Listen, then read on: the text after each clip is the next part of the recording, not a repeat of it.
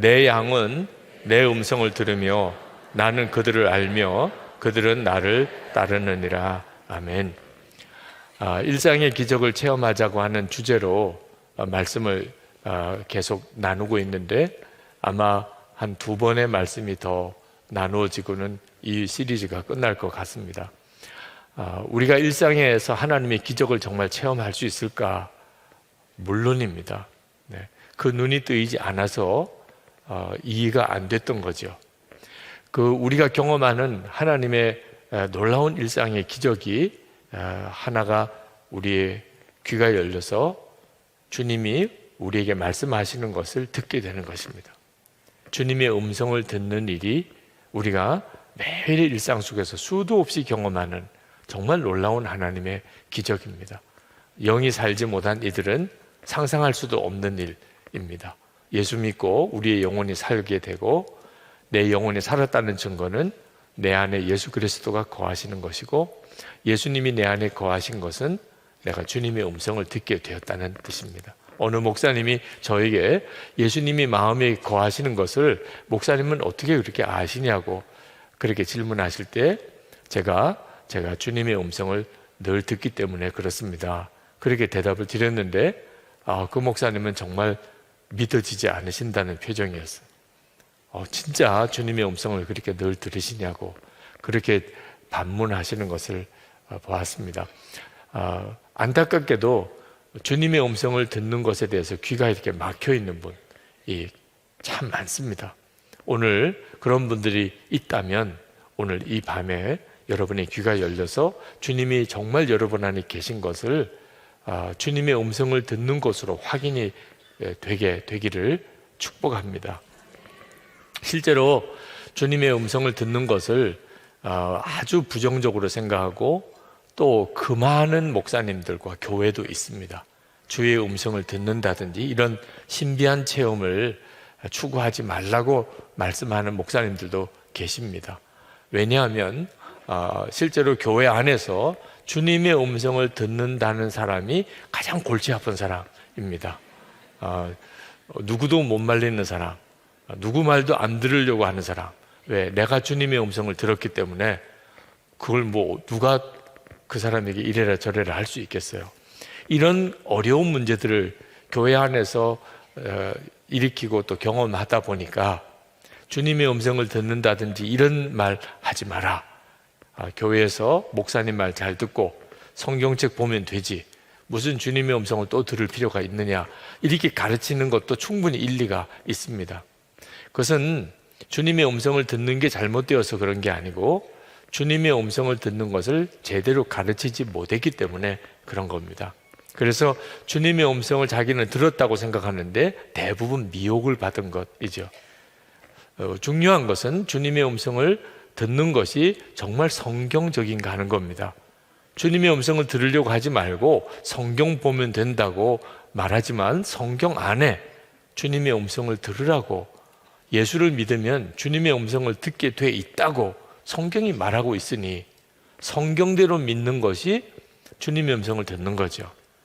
예수님께서 분명히 오늘 말씀하시기를 내 양은 내 음성을 들으며 그리고 나는 그들을 알며 그들은 나를 따르느니라 그렇게 말씀하셨습니다. 이사야 30장 21절에 보면 너희가 오른쪽으로 치우치든지 왼쪽으로 치우치든지 내 뒤에서 말소리가 내 귀에 들려 이르기를 이것이 바른 길이니 너희는 이리로 가라 할 것이며 이사야는 분명히 예언하기를 우리가 하나님을 눈으로는 보지 못하지만 음성으로 이리로 가라 저리로 가라 하는 주님의 음성으로 우리가 하나님을 만나게 될 것이라 하나님의 인도를 받을 것이라고 약속하셨습니다. 기독교 역사를 살펴보면 실제로 주님의 음성을 들은 하나님의 사람들이 너무너무 많습니다. 폴리캅, 2세기의 폴리캅 주교는 자신이 순교하게 될 것을 하나님이 말씀해 주셨다고 그렇게 고백했습니다. 그래서 순교할 상황이 왔을 때 폴리캅은 두려워하지 않았습니다. 4세기의 어거스틴은 성경을 펼쳐서 읽으라 라고 하는 음성을 듣고 그리고 성경을 펼쳐 읽었더니 로마서 13장 13절 14절 말씀이었고, 그것이 자기 자신의 이야기였고, 그래서 주님의 인도하심인 줄 확신하게 되고 회개하고 회심하게 되었다고 간증하고 있습니다. 13세기에 에빙던의 에드먼드는 수학을 공부하는 수학자였는데 하나님께서 그에게 신학을 하라 하는 말씀을 하셔서 그가 신학자로 완전히 인생을 바꾸게 되었다고 고백을 했습니다. 19세기의 허드슨 테일러 선교사는 하나님이 자기를 중국 선교사로 보낼 것이라고 하는 말씀을 들었다고 그는 고백했습니다. 홀먼 헌트라고 하는 사람은 그림 그리는 화가였는데 하나님께서 자기에게 그림을 그리라고 인도하셨다고 간증을 했습니다. 찰스 스펄전은 하나님이 그와 함께 복음을 나누어야 할 사람들과 전해야 할 복음의 본문까지도 너무나 정확하게 자기에게 말씀하셨다고 늘 그런 식으로 고백을 했었습니다. 조지 뮬러는 하나님이 자신에게 고아원을 운영하라고 지시하셔서 그가 고아원을 하게 되었습니다. 20세기의 프랜시스 셰퍼는 아버지의 격렬한 반대에도 불구하고 하나님께서 자기에게 대학에 가서 목사가 되는 훈련을 받으라고 그런 말씀을 하셔서 그가 목사의 길을 가게 됩니다. 루이스 스페리 셰퍼는 하나님이 댈러스 신학교를 세우라고 자기에게 말씀하셔서 그 일을 했다고 고백을 했습니다. 이런 일은 오늘 여기 있는 여러분들에게도 수도 없는 사례가 나오게 될 겁니다. 하나님이 나에게 말씀하셨어요. 하나님이 나에게 말씀하셨어요. 오늘 이 밤에 여기 오신 것도 하나님이 여러분에게 여기에 오라고 말씀하셔서 온 사람들입니다. 다 여러분들이. 성경도 그렇게 말씀하고 있고 또 기독교의 역사에 하나님의 사람들이 다 주님의 음성을 들었다고 말씀하고 있습니다. 그런데 안타깝게도 주님의 음성을 듣지 못했다고 생각하는 분들이 너무너무 많은 것은 왜 그렇죠? 주님의 음성을 들으셨습니까? 그러면 나는 못 들었는데요. 이렇게 말씀하는 사람들이 많습니다. 제가 처음 목회하면서 장로님들과 함께 회의를 하는 것이 정말 어려웠어요. 이게 예배 드릴 때는 은혜로운데 회의할 때는 은혜가 다 없어요. 그래서 제가 도무지 목회를 못 하겠다고 그랬더니 장로님 대표 장로님이 오셔서 어떻게 하면 좋겠느냐고 말씀해달라고 그러더라고요. 그래서 제가 꼭 하나님 앞에 응답 받은 것만 회의 때 말해 주십시오. 그러나 내 생각에는 이런 이야기는 하지 마시고 꼭 응답 받은 것만 말해 주십시오. 그렇게 하시겠다고 그러시더라고요. 그래서 회의 안건을 미리 드렸습니다. 그래서 이제 회의를 했는데 너무 빨리 끝났어요. 회의가 아무도 발언을 안 하세요. 그래서 회의가 너무 빨리 끝났어요. 이렇게 하면 내가 얼마든지 목회할 수 있겠다. 그렇게 아주 막 마음이 기뻤는데 대표 되시는 장로님이 오셔서 장로님들 사이에 아주 말이 많다는 겁니다. 그래서 무슨 말이 많으시나요? 그랬더니 젊은 목사가 고도의 독재를 한다는 거예요. 그래서 아니 제가 무슨 독재를 한다는 말씀이에요? 그랬더니 말을 못하게 한다는 거예요. 제가 어떻게 말을 못하게 했습니까? 응답 받은 것만 말하라고 그러지 않았냐는 거예요. 그랬죠.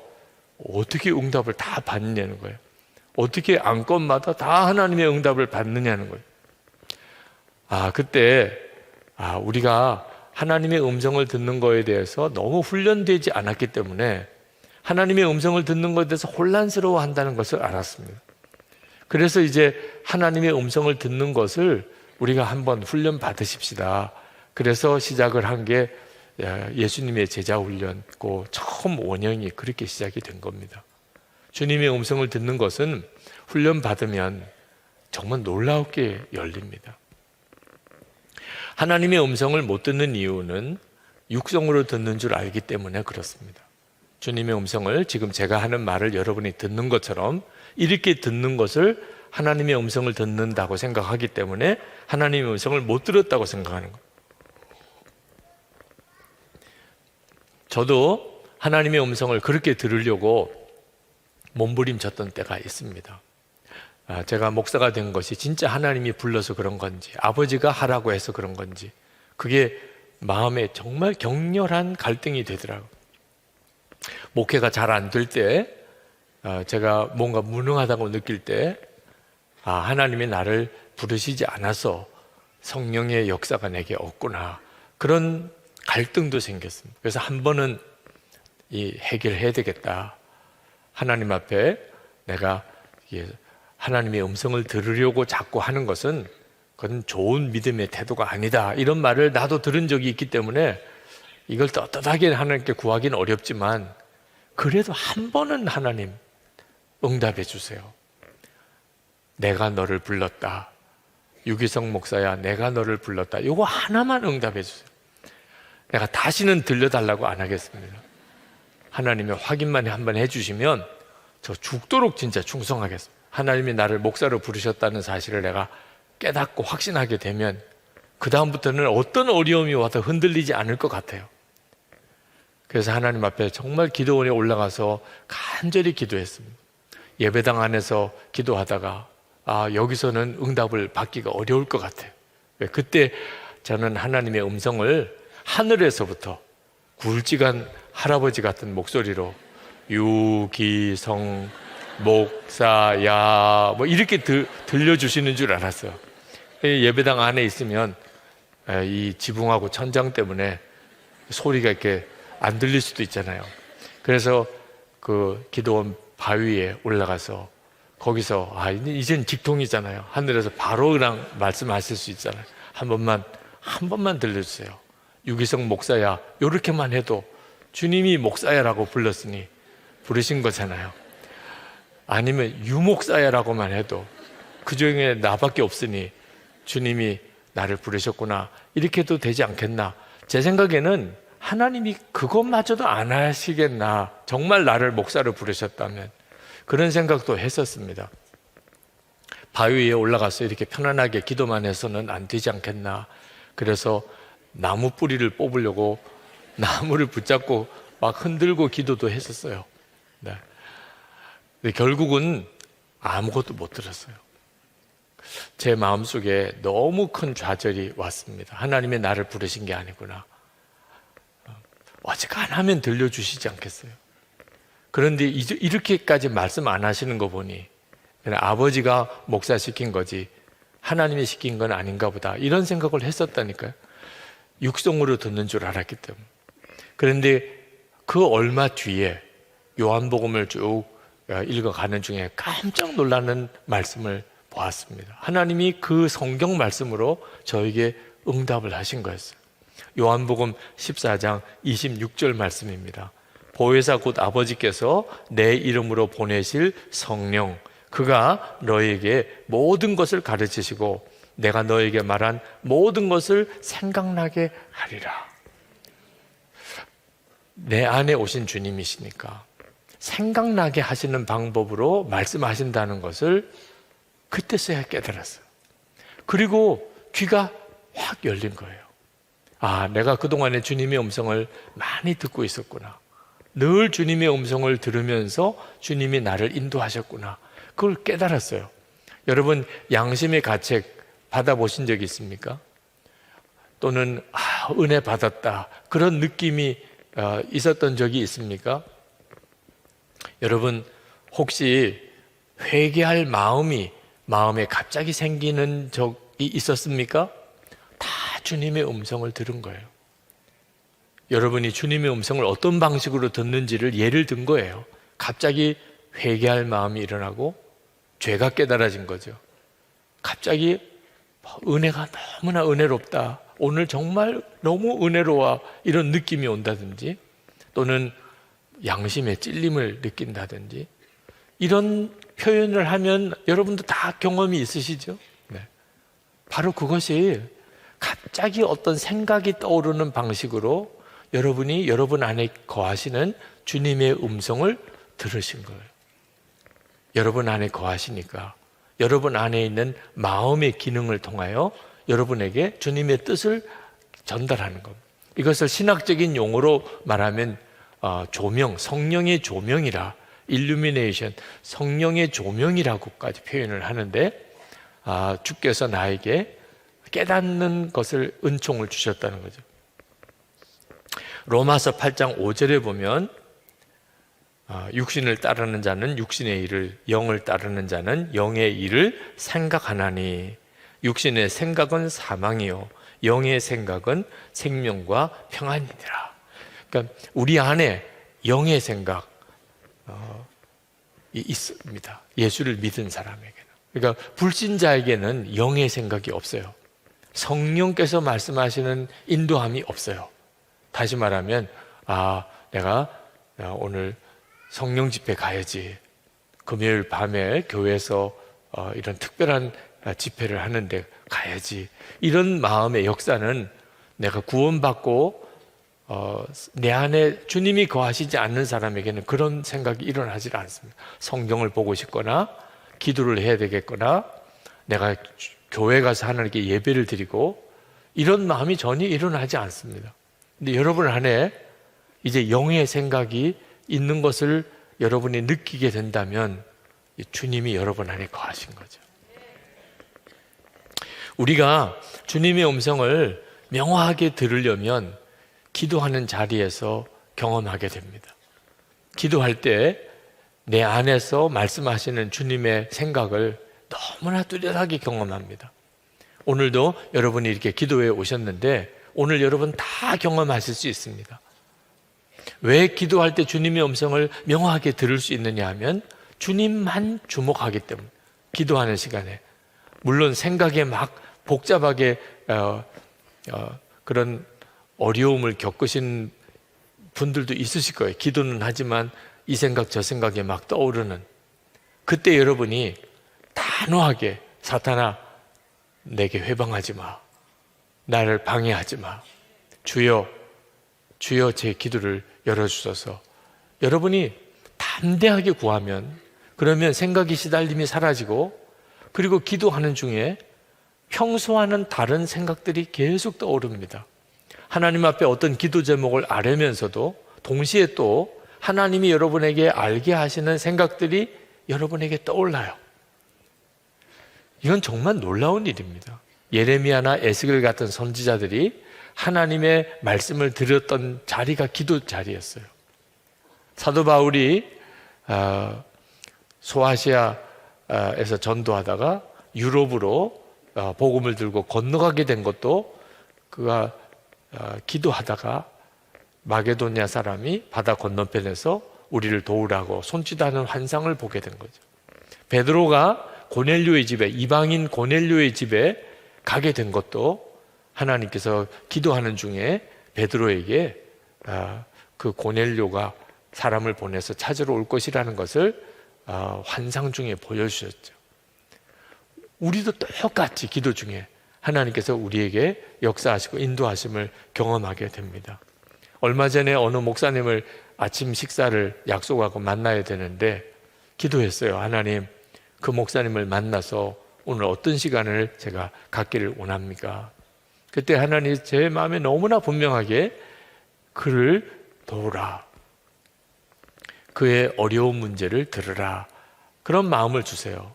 저는 그때까지만 해도 그 목사님에게 무슨 어려움이 있을 거라고는 전혀 생각을 못했습니다. 근데 깨달았어요. 이 목사님에게 굉장히 어려운 문제가 있는 모양. 그래서 아침 식사를 같이 하나님이 하게 하셨구나. 그래서 만나러 갈 때부터 내가 오늘 그 목사님의 어떤 어려운 문제를 듣고 함께 기도해야 될 날이구나, 그렇게 생각을 하고 식사하면서부터 이제 그 목사님의 겪고 있는 여러 가지 어려움들이 없는지 그렇게 질문을 드리는데 진짜 정말 무거운 짐을 지고 계신 것을 알았어요.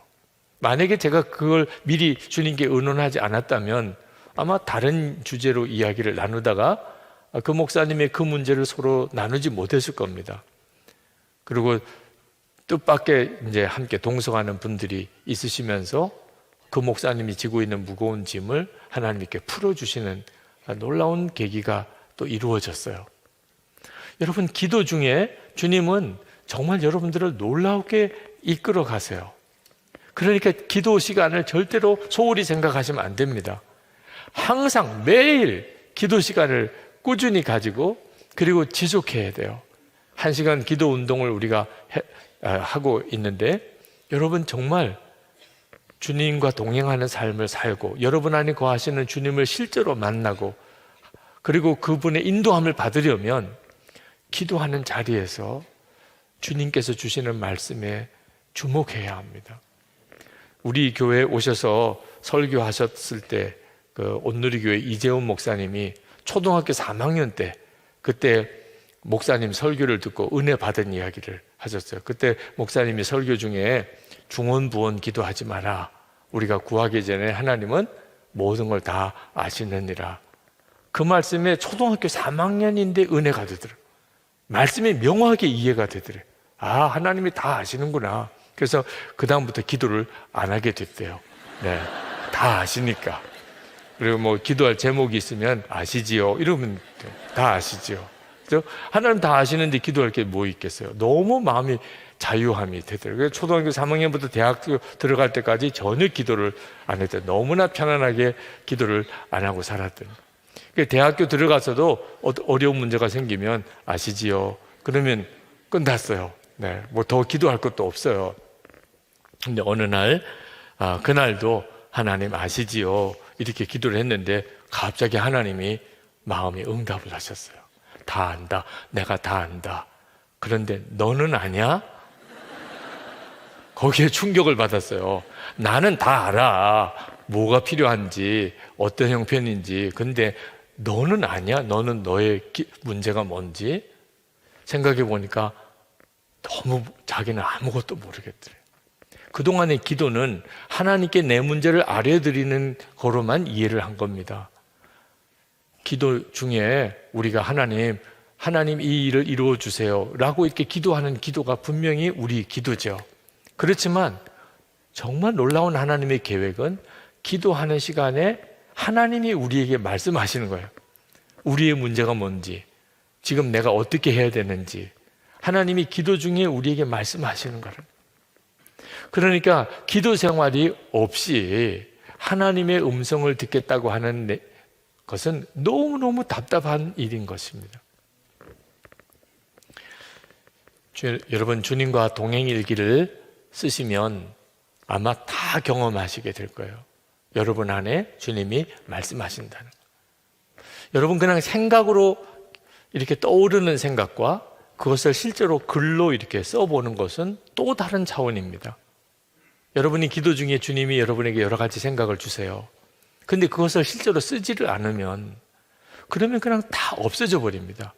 기도할 때 이 생각도 들고 주님이 이렇게 깨닫게도 하시고 이렇게 지시도 하시고 기도 중에는 그것을 알았어요.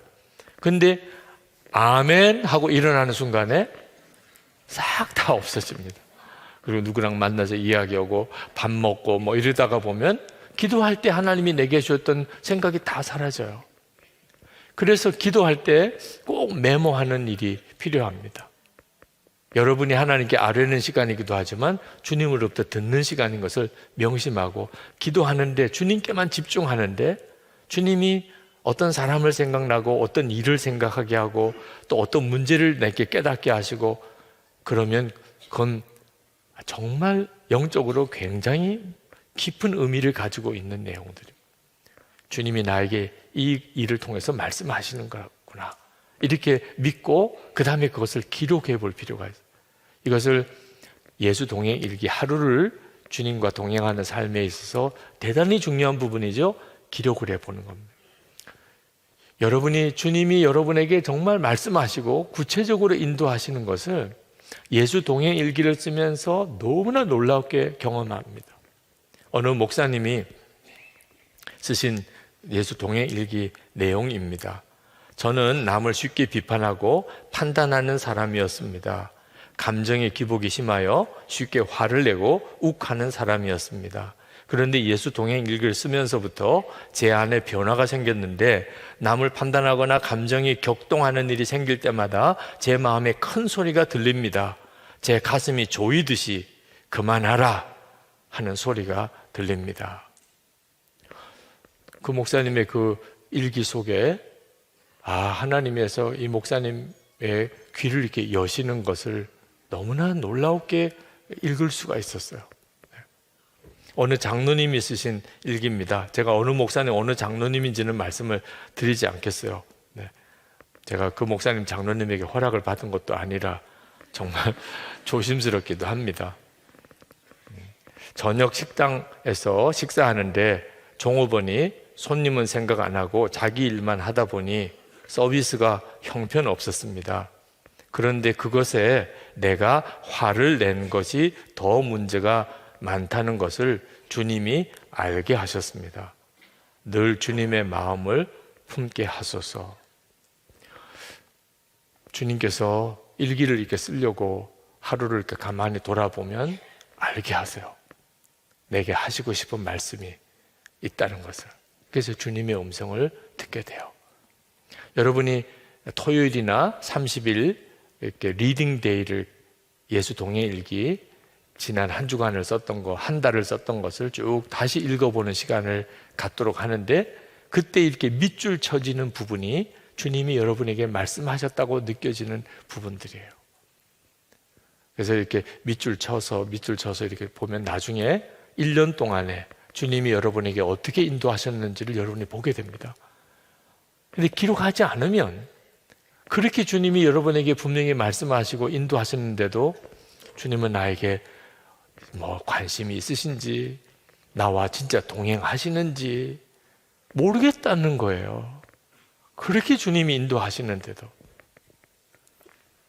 주님의 생각이 아주 신락같이 가늘어도 사실은 여러분을 굳게 붙들어주는 동아줄보다도 더 든든한 줄입니다. 그걸 놓치지 말아야 돼요. 여러분 안에 거하시는 주님, 그 주님이 여러분에게 하시는 말씀, 이것이 여러분의 인생을 지킵니다. 여러분이 그 주님의 음성을 듣는 훈련이 돼야 돼요. 그래서 계속 기록을 해보시라고 권하는 겁니다. 그 경험이 1년이 가고 그 삶이 3년이 가고 그 삶이 5년이 가보세요. 여러분이 이제는 주님과 함께 세상을 살아가는 것이 너무나 분명하게 믿어져요. 환경과 여건이 어떤지 그 상관없어요. 주님이 함께 계신 것이면 너무나 세상 살아가는 데 있어서 두려운 일이, 염려가 없습니다. 그런데 이렇게 떠오르는 생각이 다 주님의 생각은 아닙니다. 마귀가 주는 생각도 엄청나게 많습니다. 그래서 처음에 주님의 음성을 듣는 훈련이 안 된 사람은 마귀가 주는 생각에만 시달립니다.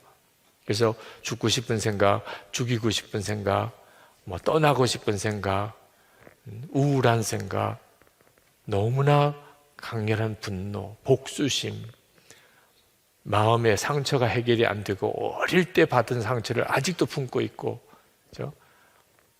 그리고는 세상에 너무나 관심이 많고 온통 그냥 이 세상에 무슨 스포츠에 또는 쇼핑에 또는 음식에 또는 돈 버는 일에 완전히 우리 마음과 생각을 다 뺏겨버리고 삽니다. 마귀가 우리를 사로잡는 방법도 우리 속에 생각을 넣어주는 거예요. 가룟 유다가 예수를 팔려는 생각을 사탄이 넣어주는 것을 몰랐죠. 그래서 예수를 팔아버리게 됩니다. 아나니아와 삽비라가 마음에 사탄이 가득했다 그래서 땅을 판 거 헌금하면서 일부를 감춥니다. 탐심 때문에. 그 마귀가 주는 생각이었는데 분별을 못하니까 죽어갔죠. 헌금하고 그 자리에서 죽어갔습니다. 다윗도 그랬어요. 다윗도 우리가 읽었던 역대상 21장에 보면 사탄이 다윗을 충동합니다.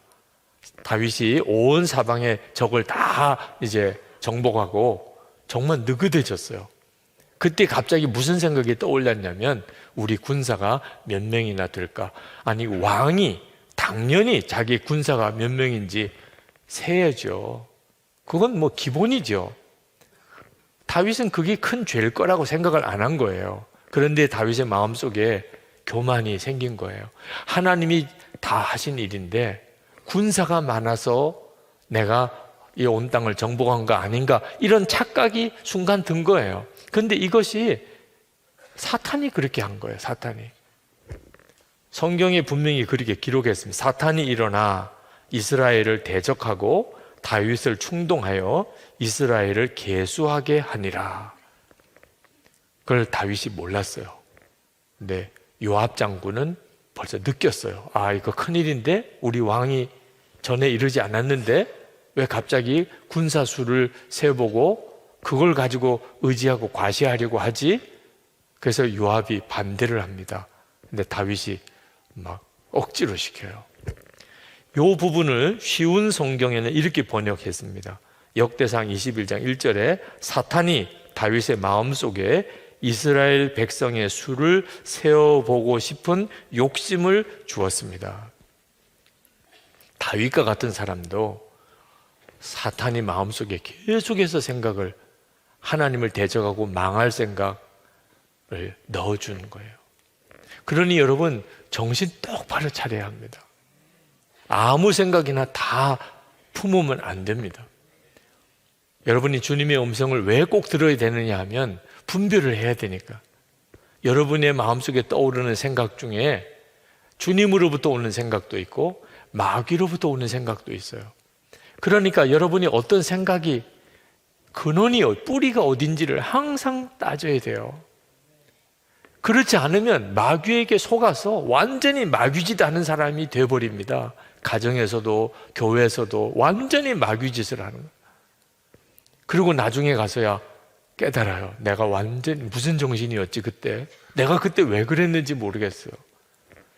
여러분이 이렇게 인생을 몇 번 한 번 넘어지다 보면 그냥 그렇게 인생이 확 가버리고 말아요.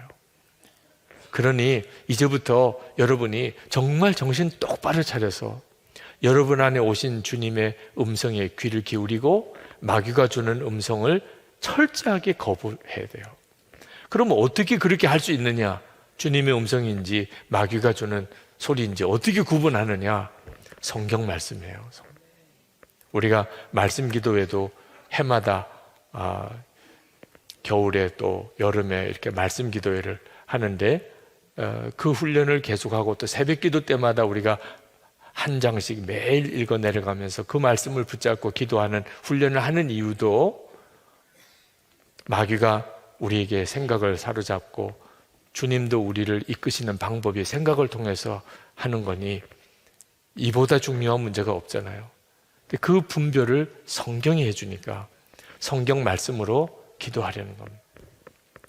히브리서 4장 12절에 하나님의 말씀은 살았고 운동력이 있어 좌우의 날선 어떤 것보다도 예리하여 혼과 영과 및 관절과 골수를 찔러 쪼개기까지 하며 또 마음의 생각과 뜻을 감찰하느니. 그러니까 하나님의 말씀을 읽으면 그러면 내 마음속에 떠오르는 생각이 하나님의 뜻에서 온 건지 마귀가 주는 생각인지 내 생각인지 말씀을 보면 쫙 구분이 된다는 거예요. 그래서 여러분이 기도도 열심히 해야 하고 또 놓치지 말아야 될 것은 성경을 꾸준히 읽어야 돼요. 성령님은 당신이 하시고 싶은 모든 말씀을 다 이 성경에 눈으로 보고 읽도록 해놓으셨어요. 그러니 막연하게 성령의 인도를 받을 이유가 없어요. 단 하나, 우리가 성경을 계속 읽는 생활, 말씀 묵상하는 생활, 말씀 붙잡고 기도하는 생활을 해야 한다는 겁니다.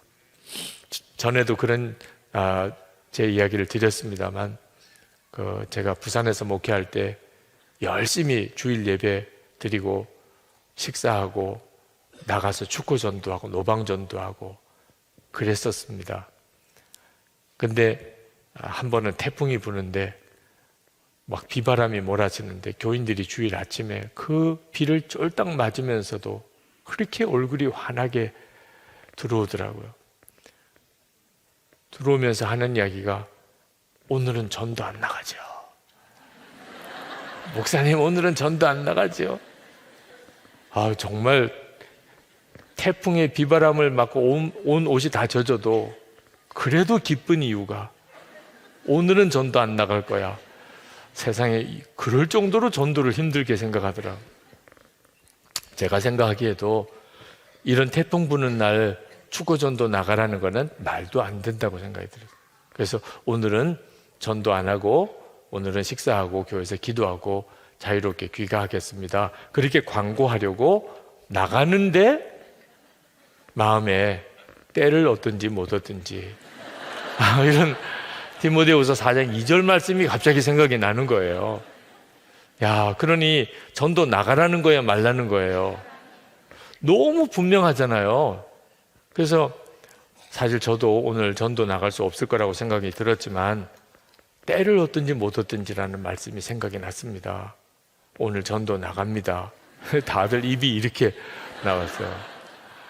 그래도 그냥 어떻게 해요? 주님이 그걸 원하는 줄로. 말씀으로 분별을 해보니까 아, 그렇구나. 주님은 이렇게 하라고 하시는구나 하는 것을 알게 되거든요.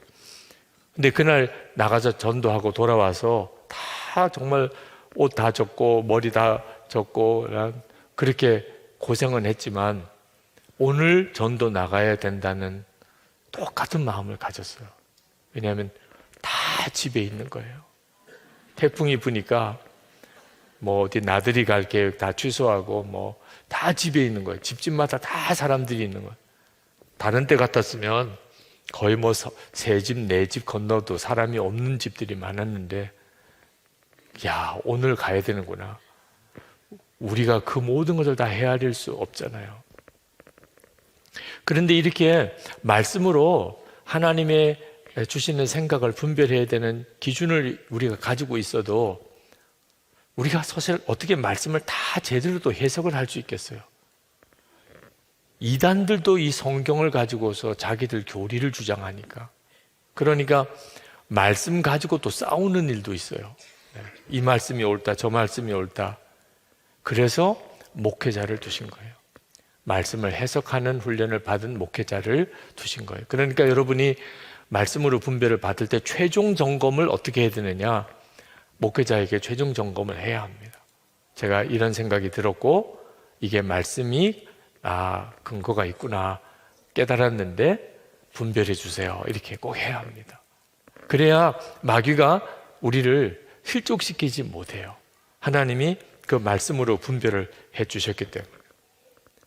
항상 기억해야 됩니다. 가정 문제는 가족들이 분별해야 돼요. 교회 문제는 교우들이 분별해야 합니다.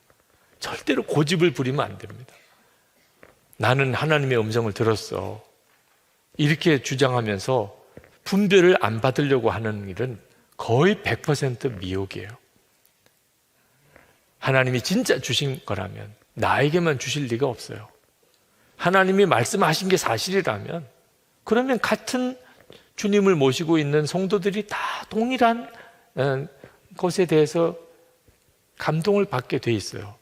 그래서 분별을 해봐야 돼요. 분별을 했는데 하나가 안 되면 그러면 기도하고 기다릴 때예요. 주장하고 고집을 부릴 때가 아니고 더 기도하라는 모양이구나. 그리고 하나님이 나에게 깨우쳐 주시든지 그 공동체 전체의 마음을 바꿔주시든지 하나님이 하나님의 뜻대로 그 일을 이끌어 가세요. 어느 젊은 목사님이 개척을 했는데 참 교회가 부흥을 했습니다. 얼마나 기쁜 일이에요. 교인들이 막 많이 모이니까. 그래서 그 목사님이 예배당을 건축해야 되겠다 하는 생각이 들었습니다. 예배당을 건축해서 이 오는 교인들을 더 많이 우리 예배 드릴 수 있도록 해야 되겠다. 막 가슴이 막 뛰는 거예요. 근데 그 목사님의 멘토가 되는 목사님에게 가서 예배당 건축에 대한 계획을 말씀을 드렸더니 기뻐하고 축복해 주실 줄 알았더니 목사님 예배당 건축하지 마세요 하고 막으시는 거예요. 이 목사님이 그 목사님의 말을 거역할 수가 없는 또 입장이라 너무너무 좌절이 왔던. 지금 교인은 막 늘어나고 있고 예배당은 건축하면 더 교회가 부흥될 것 같은데 아니 왜 그 목사님이 막으시나. 이해도 안 되고 섭섭하기도 하고 너무 답답하고 의욕도 다 잃어버리고 어려움을 많이 겪었습니다. 근데 저하고 같이 이야기를 나누는데 그 목사님이 그런 고백을 하더라고요. 목사님, 제가 그 일을 겪으면서 알았어요. 제가 진짜 주님을 사랑하는 게 아니고 내가 교회가 부흥되는 것을 사랑하고 있었다는 걸. 그렇게 나는 예수님 한 분이면 충분합니다. 저는 주님을 사랑합니다. 그렇게 고백을 했었는데 막상 내가 원하는 예배당 건축을 못하게 되니까 완전히 나는 그냥 정신을 잃어버릴 정도로 마음을 잡을 수 없을 정도로 흔들리는 나를 보고 아, 내가 진짜 주님을 사랑한 게 아니었구나. 그걸 깨달았습니다. 참 귀한 목사님이죠. 네.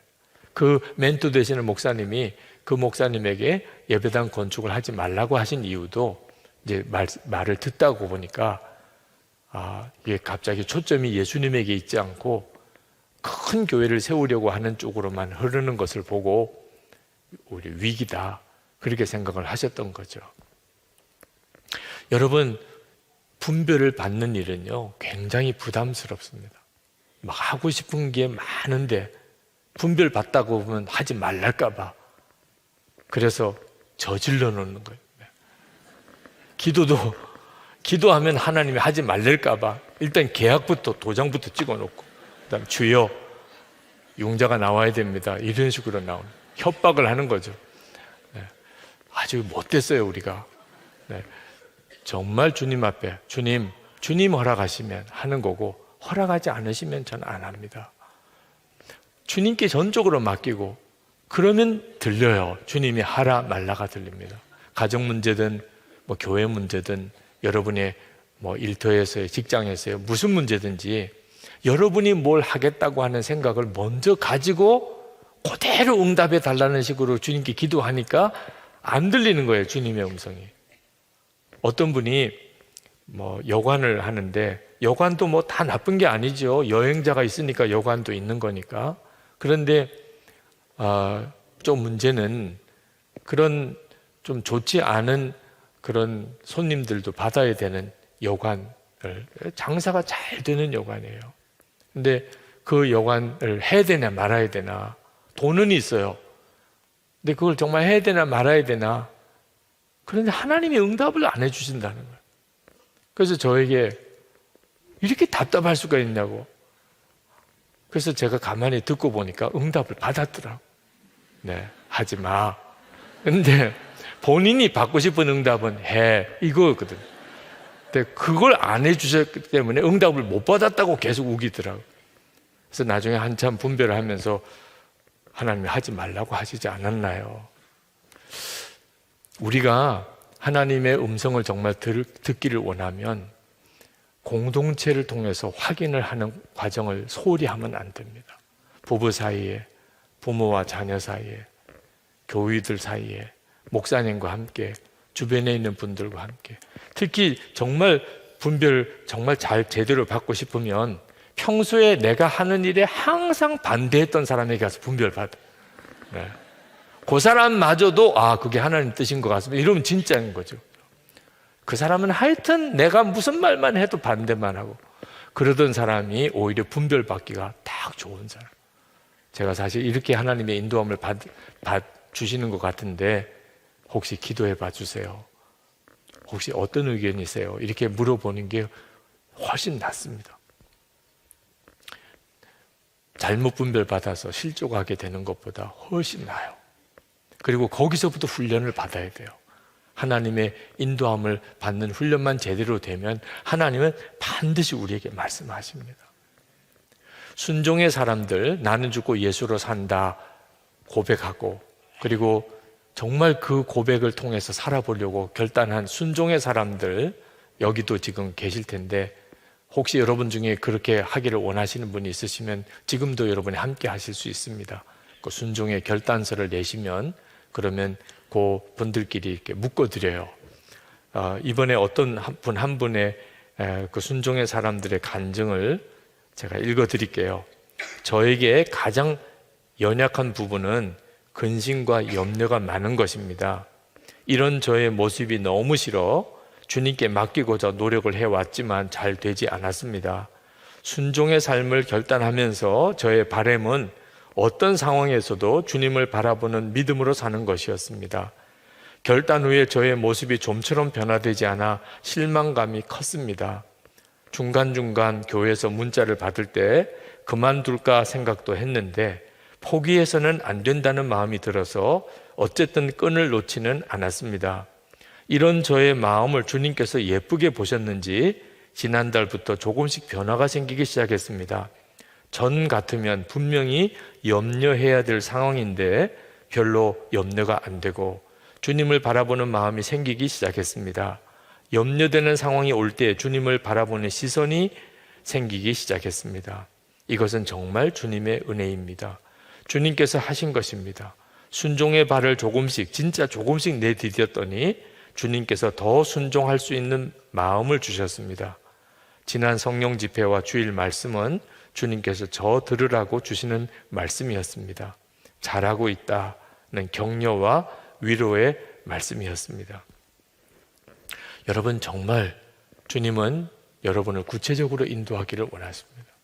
여러분이 여러분 안에 일어나는 주님의 음성을 잘 분별하고 믿음과 순종의 걸음을 여러분이 디뎌 나가 보세요. 지금까지는 그게 익숙하지 않았기 때문에 힘들게 느껴질 뿐입니다. 그리고 여러분이 그렇게 하기를 힘쓰면 어느 순간부터 이제 그렇게 안 하기가 힘들어집니다. 그래서 주님이 이끄시는 삶을 살게 돼요. 실족하고 실수하고 넘어지고 이런 일이 없어지게 되는 거죠. 이건 정말 너무나 놀랍잖아요. 여러분, 여러분의 마음을 정결하게 잘 지켜야 됩니다. 세상 죄악이 여러분의 마음을 사로잡지 않도록 지키셔야 돼요. 주님이 여러분 안에서 생각으로 말씀하시니까 여러분이 세상 생각으로 여러분의 마음을 채워놓으면 주님은 아무 말씀을 못 하시게 돼요. 그래서 주님이 원하지 않는 것은 마음에 두시면 안 됩니다.